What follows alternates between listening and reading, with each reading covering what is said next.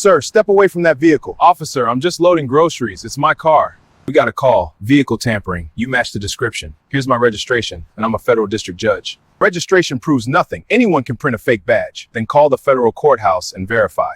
At a gas station off Interstate 85 in Riverside County, Georgia, a respected judge found himself treated like a common criminal. What began as a routine stop to refuel his luxury SUV turned into a confrontation that would be captured on multiple cameras. The officer who approached him insisted the vehicle was stolen, a vehicle the judge had owned and registered for 3 years.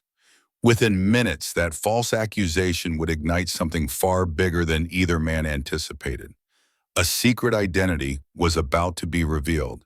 And when it came out, it would destroy a career, shatter a department, and force an entire city to confront what happens when power meets prejudice under fluorescent lights. Before we go further, comment where in the world you're watching from and hit subscribe, because tomorrow's story is one you absolutely cannot miss. The body cam that recorded the encounter belonged to Officer Derek Cole, a 38-year-old patrol cop with 12 years on the force in Riverside County. Cole had built a reputation for what he called proactive policing, a phrase that sounded professional in reports but translated differently on the street. He targeted luxury vehicles driven by people he believed didn't belong behind the wheel. Pattern after pattern, stop after stop. All was the same profile. Dark skin, expensive car, instant suspicion. He'd grown up the son of a cop, raised on one unshakable rule his father drilled into him every night at dinner: trust your gut. And Cole's gut had never questioned itself. That evening, he cruised the stretch of Interstate 85 with his windows cracked eyes scanning every passing vehicle like a hunter tracking prey. His posture shifted when he spotted the Rolls-Royce SUV parked at Pump 4.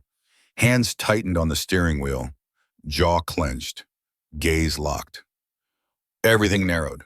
The driver standing beside the pump was Judge Marcus Holloway, age 47, an 18-year veteran of the Superior Court, known across Georgia for his calm demeanor and meticulous rulings in civil rights cases.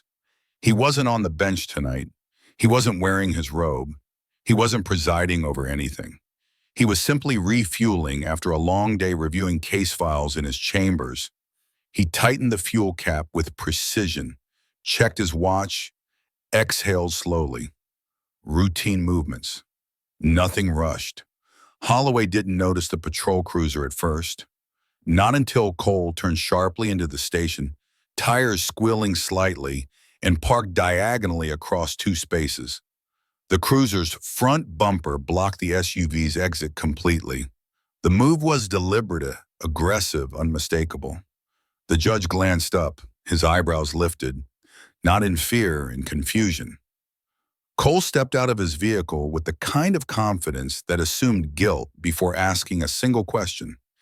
He didn't introduce himself. He didn't state his purpose. He didn't even look at what Holloway was doing. His eyes stayed fixed on the luxury SUV. He circled it slowly, palm brushing the hood, checking for warmth, leaning down to scan the plates. Every gesture calculated. Holloway watched carefully. His calm expression tightened. Something wasn't right here. "Sir, step away from the vehicle." Cole's voice cut through the night air. No introduction, no explanation. Just a command. Holloway blinked. "Is there a problem, officer?" Cole didn't answer. He circled the SUV instead, running his hand along the hood, checking the heat, scanning the plates like he'd stumbled onto evidence at a crime scene. His movements were methodical, practiced, deliberate. The judge watched him carefully. "I'm going to need you to keep your hands visible," Cole said louder now. "We've had reports of a vehicle matching this description involved in theft." Holloway exhaled through his nose. "This vehicle," Cole cut him off. "Where'd you get this car?" The question wasn't casual. It wasn't curious. It carried assumption. The kind that suggested the man standing in front of him could or couldn't possibly own what he drove. Holloway recognized that tone instantly. He'd heard it too many times from his bench. usually from officers testifying in cases just like this. He answered calmly anyway. I purchased it 3 years ago, registered in my name. Insurance paperwork is in the glove box. Is that so? Cole tilted his head, unconvinced. Mind if I check? Do you have probable cause to search my vehicle? Cole smirked. Yeah, you're standing next to a car that doesn't belong to you. Holloway slowly uncrossed his arms, steady, collected. But inside, something shifted. This wasn't a misunderstanding. This wasn't routine. This was profiling. And it was getting worse. A gas station attendant peeked out from behind the glass door. The officer's voice had grown loud enough to draw attention. Holloway noticed the worker watching. So did Cole. But instead of calming down, the officer seemed more irritated by the audience. He stepped closer. I need your identification. Now. Holloway nodded and reached carefully for his wallet. I'm not refusing. I'm cooperating. But I'd appreciate knowing why this stop is happening. Because, Cole snapped, this vehicle was reported stolen 15 minutes ago. The judge's eyes narrowed. He knew that was impossible. He'd been parked downtown reviewing case files all afternoon. Who filed that report? Cole didn't answer. Instead, he grabbed the SUV's door handle and tugged. It didn't budge. Holloway had locked it out of habit. Cole tugged again, harder. Unlock it. No, Holloway said firmly. You don't have the right to search it. The tension thickened. The overhead lights buzzed. A customer across the lot slowed their steps, sensing something brewing. Cole noticed the attention. He lowered his voice, but not his aggression. We can do this the easy way or the hard way. And I'm telling you, you're making a mistake. The officer's eyes flashed. His hand drifted toward his holster. Not touching it. Not yet. But close enough. Close enough to send a message. Holloway didn't move. He didn't raise his voice. He simply held his ground, staring back at the officer who now seemed determined to push this encounter past the point of reason. Everything hung in the air, unresolved. Cole stepped in closer. The gap between them disappeared. His hand hovered near his holster, not touching the weapon, but close enough that everyone watching understood the implication. The message was clear. Submit or this escalates. Holloway didn't move. He didn't step back, didn't raise his voice. He simply stood his ground, eyes locked on the officer who seemed determined to turn a fuel stop into something far more dangerous. Everything stilled. A second patrol cruiser pulled into the lot. Officer Bailey stepped out, younger, uncertain, reading the scene with visible confusion. Cole glanced over and for a moment seemed emboldened by the backup. Bailey walked closer but stopped short, sensing something wasn't adding up. By now, a small crowd had formed. 4 witnesses, then 5. Phones lifted, red recording lights blinked in the dim gas station glow. The attendant inside had his phone pressed to the window. A man across the lot angled his camera to capture both officers and the judge. Cole noticed the cameras. His jaw tightened. This is an active investigation, he barked toward the crowd. Stop recording. This is a public place, one witness replied calmly. Another voice echoed. We have the right. The response hit Cole like a slap. His authority already slipping took another blow. He turned back to Holloway, voice lowering but sharpening. Last chance, unlock the vehicle. Holloway met his eyes, steady, unflinching. Then he made his decision. I'm requesting your supervisor. Cole's expression hardened. You'll deal with me. No, Holloway said firmly. I want your supervisor. Now. The command wasn't loud, but it carried weight, the kind of authority that didn't need volume. Bailey shifted his stance, glancing between the 2 men. Even he seemed to recognize that protocol required compliance. Cole stalled. He's busy. Then I'll call dispatch directly. Holloway reached into his pocket slowly, deliberately, and pulled out his phone. He tapped the screen, held it up. Speaker on, another camera angle, another layer of evidence. The line connected. Riverside County Dispatch. Holloway's voice remained calm, professional, precise. "This is Judge Marcus Holloway. I'm being unlawfully detained at Interstate 85 mile marker 47. I'm requesting an immediate supervisor response." The name hit like a detonation. Cole's face drained of color. His hand froze mid-gesture. His mouth opened slightly, but no words came out. Bailey's eyes went wide, his head snapping toward Holloway as if seeing him for the first time. The witnesses murmured, voices overlapping. "Did he say Judge? Judge Holloway from Superior Court?" The dispatcher's voice crackled through the speaker. "Judge Holloway confirming your location. Supervisor en route." Holloway didn't lower the phone. He kept it visible, kept the line open, let the silence do the work. Cole's hand dropped away from his holster. His posture shifted, shoulders sagged, confidence evaporated. He took a half step back, then another, creating distance he should have maintained from the start. Bailey backed up too, unconsciously, instinctively. The parking lot fell silent, heavy, oppressive. The overhead lights buzzed louder in the absence of voices. The only movement came from the phones, still recording, still capturing every second of the unraveling. The power had shifted completely, and everyone knew it. Within 4 minutes, a third cruiser arrived. Sergeant Tom Rivera stepped out with the kind of steady posture that suggested he'd already heard enough on the radio to know the situation was bad. He looked at Cole first, then at Holloway, then at the luxury SUV surrounded by witnesses with phones still recording. The scene explained itself. Holloway didn't raise his voice. He didn't wave his arms. He simply recounted what happened step by measured step in the same tone he used when addressing a courtroom. Each sentence precise, each detail documented, each moment cataloged. Cole's excuses crumbled with every word.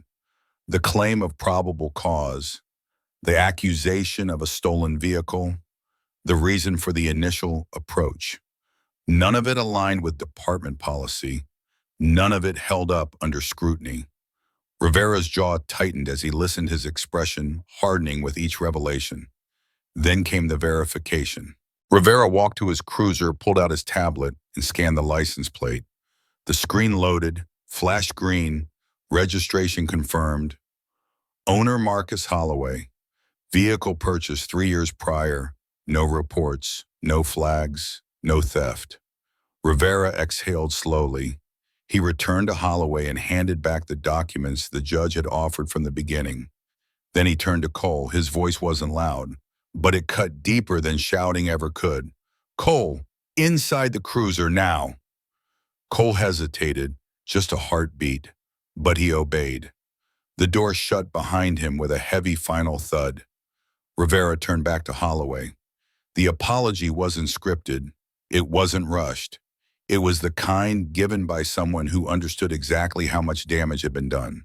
Not just to procedure, but to dignity, to safety, to trust. Holloway accepted it with a nod. Professional. But his eyes said this wasn't over. What neither man knew yet was that a witness standing near Pump 2 had already uploaded the footage, posted it while the confrontation was still unfolding. Within 3 hours, the video hit 200,000 views. By morning, it would pass 1.6 million. Holloway walked back to his SUV. He opened the driver's side door and sat down. His hand rested on the steering wheel. For the first time all night, his composure cracked. Just slightly. His fingers trembled. A subtle shake he couldn't control. He stared at the dashboard. This could have ended differently. One wrong move, one sudden gesture, one officer's finger twitching the wrong direction, and he might not have driven away at all. He breathed deeply, steadied himself, started the engine. The SUV hummed to life, smooth, quiet, controlled. He pulled out of the gas station slowly, headlights cutting through the night, leaving behind a parking lot full of witnesses, cameras, and chaos. A calm departure, a sharp contrast. But the story didn't end there. By the next morning, the footage had gone viral. Calls flooded the Riverside County Sheriff's Department. Reporters camped outside the station and the courthouse. Community leaders demanded accountability. The state judicial board released a statement supporting Judge Holloway before noon. Officer Derek Cole's life began to unravel fast. Day 1, he was placed on administrative leave. Day 2, an official investigation opened into his conduct. Day 3, the pattern emerged. 23 similar stops over 5 years. All luxury vehicles, all minority drivers. 12 formal complaints buried in department files, never escalated, never addressed. The evidence was undeniable. Judge Holloway didn't go on television. He didn't record a statement. He didn't hold a press conference. He simply filed a lawsuit. Quietly, professionally, precisely. The claim listed racial profiling, unlawful detention, and reckless endangerment. The amount demanded was $13.8 million. But Holloway added something that made headlines nationwide: a formal request for criminal civil rights charges against Cole. When the city attorneys reviewed the body cam footage, the gas station surveillance, and the witness videos, they knew fighting wasn't an option. The evidence was indisputable. Cole had switched his body cam on late, after the encounter had already started. Holloway's registration documents were visible in his hand while Cole claimed he was acting suspicious. Every defense crumbled under scrutiny. The community's response intensified. 8 other victims came forward. Similar stories, same pattern, same officer. Each one had stayed silent before, afraid no one would believe them. Now they had proof. Cole's personal life collapsed in parallel. His wife filed for separation within a week. His 10-year-old son came home from school crying after classmates showed him the video. His father, a retired cop who taught him to trust his gut, refused to take his calls. Everything Derek Cole had built his career on, every stop justified by instinct, every assumption validated by authority, came apart in 72 hours. Everything built on gut instincts crumbles when those instincts were never right to begin with. And the reckoning is just beginning. 3 months later, the city settled. $13.8 million, no trial, no drawn-out legal battle. The evidence left them no choice. Officer Derek Cole was terminated immediately. He faced criminal charges for civil rights violations and was sentenced to 2 years in federal prison. Sergeant Rivera was promoted. He led a department-wide retraining program focused on bias recognition and constitutional rights. The gas station installed a new sign above Pump 4 24/7 HD audio and video recording. Accountability matters. Judge Marcus Holloway returned to his courtroom without fanfare. Same calm authority, same measured presence. Nothing had changed on the surface, but everything had changed underneath. His first case back involved police misconduct. The defense attorney moved to dismiss, claiming the plaintiff lacked credibility. Holloway leaned forward slightly. "I have experience with unlawful detention," he said quietly. "Recent experience." The courtroom went silent. The motion was denied. Systems had shifted. Policies had changed. But vigilance remained necessary. Justice wasn't a destination. It was a practice, a daily commitment. And in his closing words to the press conference, he finally agreed to hold